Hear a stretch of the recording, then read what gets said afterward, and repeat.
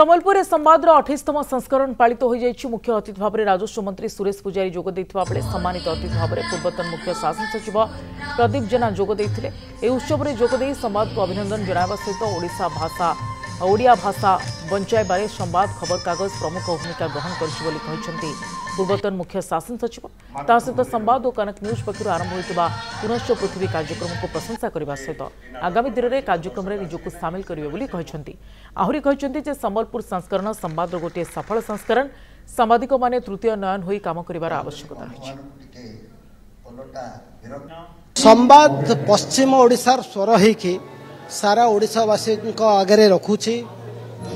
पश्चिम ओडिशार कला संस्कृति साहित्य समस्या एवं सुविधा सबु संपर्क में अन्य मान को अवगत करूछि। सेटा होछि गोटे बड़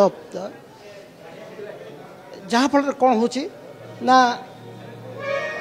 संबलपुर जो विशेषत्व अच्छी ताकू अदरवाइज ओडिशार जनसाधारण बा बाहर जानिबाटा संभवपर हो न से दृष्टि संवाद जो संस्करण निश्चित भाव अंचल गोटे निजर भल दायित्व निर्वहन करुच्ची।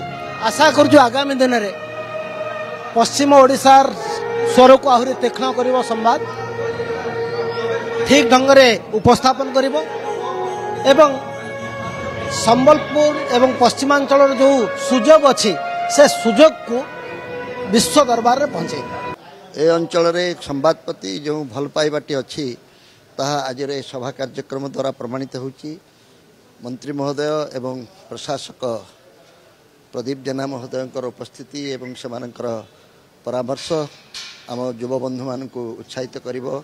मोर विश्वास आमठू जो अपेक्षा रखिचंती ए अंचल ए माटी आमे से परीक्षा रे उत्तीर्ण हबो।